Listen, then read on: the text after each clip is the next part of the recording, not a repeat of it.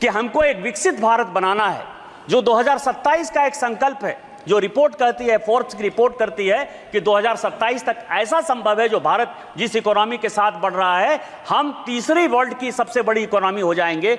उसमें जो ये राइडर है, जिस पद पर सभापति महोदया उन्होंने बोलते हुए किस तरह से अराजकता फैलाने का काम किया, ये मैं आपको बताऊंगा। वो कहते हैं, वो क्या कहते हैं, वो महाभारत को गलत कोट करते हैं, वो रामायण को गलत कोट करते हैं, वो शिव को गलत कोट करते हैं, और उसके बाद वो कहते हैं, ये मैं बोल रहा हूं, मतलब आप ये समझिए, और वो ये कहते हैं कि हम जो है अराजकता फैलाएंगे, तुमको जो करना है करो। मैं अनुराग सिंह ठाकुर साहब ने जो उस दिन बात कही, मैं उससे कंप्लीट सहमत नहीं हूं। मैं अनुराग सिंह ठाकुर जी की तरफ से माफी मांगना चाहता हूं इस सदन में। लेकिन क्यों? इसीलिए कि अनुराग सिंह ठाकुर जी ने जो उनके ऊपर आरोप लगाया जाति, तो जाति है ही नहीं ना। आप ये समझें कि वो कहते हैं कि जो मैं हूं वो दिखता नहीं, मैं जो दिखता हूं वो मैं नहीं, तो वो साधु हैं। और इस देश में कहा गया है कि जात न पूछो साधु की, साधु का जाति नहीं पूछना है। और जब साधु का जात नहीं पूछना है तो अनुराग सिंह ठाकुर जी ने गलती कर दी कि उनसे जात पूछ लिया। लेकिन मैं आपके माध्यम से कांग्रेस पार्टी और सारे अपोजिशन से जवाब पूछना चाहता हूं कि आप ये बताइए कि इस देश में कई एक ऐसे लोग हैं जिनको की धर्म में आस्था नहीं, कई एक ऐसे लोग हैं जिनको जाति में आस्था नहीं है। वो अपना किस तरह से जातिगत जनगणना करेंगे? जिस पद पर राम सुभग सिंह, चरण सिंह, जगजीवन राम, अटल बिहारी वाजपेयी, इस तरह के बड़े बड़े लोग रहे, जिस जगह पर शरद पवार जैसे लोग रहे, वाईबी चौहान जैसे लोग रहे, उस जगह की गरिमा का क्या हरासमेंट कर रहे हैं इस बजट में अराजकता फैला के, इस बजट का नकारात्मक पहलू दिखा करके। आप जातिगत जनगणना की बात करते हैं, इसी बजट में जाता है, यही टैक्स है, इसी टैक्स के आधार पर जाता है। और मैं स्पीकर महोदया, अध्यक्ष महोदया, आज मैं बहुत कुछ चीज लेकर आया हूं। मैं 1952 से लेकर 1990 तक का कांग्रेस का मैनिफेस्टो लेकर आया हूं। आप यदि कहेंगे तो मैं लेकर दूंगा 1952, क्योंकि उस दिन जो वित्त मंत्री जी ने कहा कि नेहरू ने यह कह दिया, राजीव गांधी ने आलोक मेहता को यह इंटरव्यू दे दिया, तो ये तो इंडिविजुअल कह सकते हैं कि राजीव गांधी का वो अलग से विषय था, राजीव गांधी का पार्टी से कोई लेना देना नहीं था, या नेहरू जी का पार्टी से लेना देना नहीं था। लेकिन जो कांग्रेस मैनिफेस्टो, क्योंकि बार बार ये कह रहे हैं कि कई एक चीजें हमने कांग्रेस के न्याय पत्र से लिया, तो कांग्रेस के न्याय पत्र से लिया, तो ये पूरा का पूरा जो मैनिफेस्टो है 1952 से लेके 1990 तक पूरा असेसमेंट किया। इसमें आपको आश्चर्य होगा सभापति महोदया कि पूरे के पूरे मैनिफेस्टो में 52 में, 57 में, 62 में, 69 में, 71 में, 77 में, 80 में, 84 में, 89 में और 91 में, ये सभी मैनिफेस्टो में इन्होंने कहा कि हम ओबीसी रिजर्वेशन के खिलाफ। आप ओबीसी की बात करते हो, मध्य प्रदेश में आज तक कांग्रेस ने एक ओबीसी को चीफ मिनिस्टर नहीं बनाया। उत्तर प्रदेश में कांग्रेस ने आज तक ओबीसी को चीफ मिनिस्टर नहीं बनाया। बिहार में दरोगा राय जी को छोड़कर किसी एक को ओबीसी चीफ मिनिस्टर नहीं बनाया। और जब जब ओबीसी की बात आई, यदि दरोगा राय ने रिजर्वेशन दिया तो उसको आपने अलग किया। 77 में जब चरण सिंह रिजर्वेशन देना चाहते थे, आपने उसकी सरकार गिरा दी। आपने 89 में बीपी सिंह की सरकार गिरा के चंद्रशेखर का आपने सरकार बना दिया। और जब गुजराल साहब ओबीसी जनगणना कराना चाहते थे तो आपने 97 में उसकी सरकार करा दी। आप प्रधानमंत्री जी के दिए हुए पर खेल रहे हो। आज इस देश का प्रधानमंत्री पिछड़ा है, चाय वाला है, बैकवर्ड है। और यदि वो ओबीसी सुरक्षा की बात करता है और जिस दिन वो एक बार ओबीसी सरकार की बात करता है तो आप ओबीसी करते हो। इसीलिए कांग्रेस का कोई मुंह नहीं है ओबीसी के बारे में। और प्रधानमंत्री जी ने जो एजेंडा सेट किया, कृष्ण की तरह चारों तरफ आप बिलबिला रहे हो और सारी ऑपोजिशन की पॉलिटिकल पार्टी कौरव की तरह प्रधानमंत्री के एजेंडे पर ओबीसी ओबीसी चिल्ला रही है। और ओबीसी का कोई कल्याण यदि होगा, यदि आप में ताकत है, यदि आप में ताकत है तो 2011 में ओबीसी रिजर्वेशन जो कराया वो क्यों नहीं इंप्लीमेंट हो पाया? यदि आप में ताकत है तो कर्नाटक में आपकी सरकार है, पिछले 2 साल से सरकार है, वहां सोशियो इकोनॉमिक रिजर्वेशन हो गया है, उसको क्यों इंप्लीमेंट करवाया?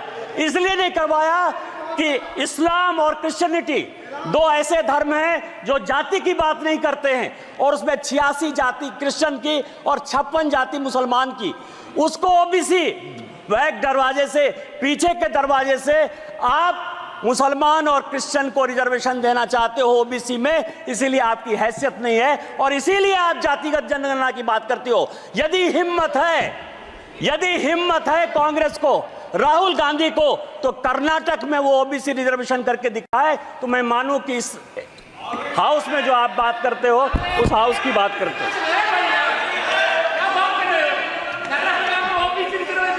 मैं कांग्रेस का बहुत सम्मान करता हूं, गांधी फैमिली का है भी सर।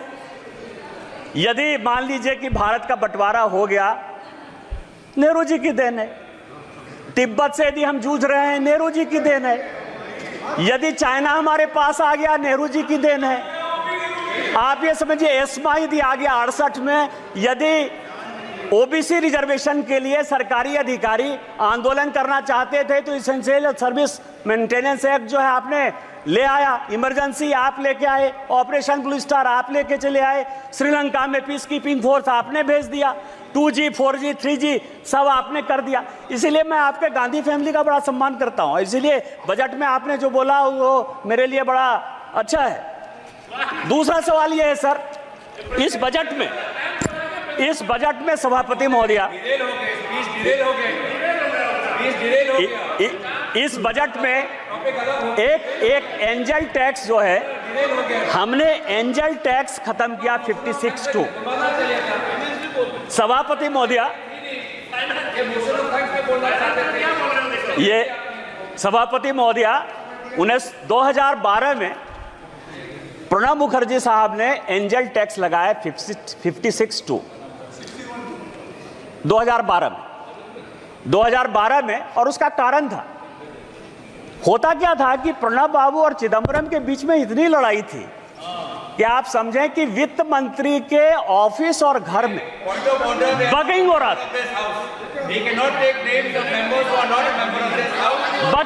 था, वित्त मंत्री के ऑफिस में माने नहीं सकते, बजट पर चर्चा करिए। और इस चक्कर में ज्यादा बढ़िया बनने के चक्कर में, जितना बढ़िया बनने के चक्कर में उन्होंने एंजल टैक्स लगा दिया।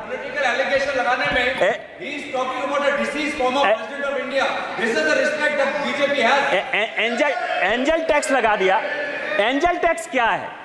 माननीय प्रधानमंत्री जी स्टैंड अप की बात करते हैं, स्टार्टअप की बात करते हैं, लोगों को रोजगार देने की बात करते हैं, और माननीय तोता जो है, तोता महाराज, मतलब लिप्स ऑफ पैरट, नाम नहीं लूंगा सभापति महोदया क्योंकि ये गुस्सा जाएंगे, तो ये जो है कि युवाओं को आज तक, क्योंकि इस पैसे का हमने देखा कि कहां से बजट आता है, कॉरपोरेशन का कितना टैक्स आता है, इनकम टैक्स कितना आता है, जीएसटी कितना आता है, हमारी देनदारी क्या है, उधार क्या है, यह पूरा फाइनेंस बिल का टैक्स स्ट्रक्चर है।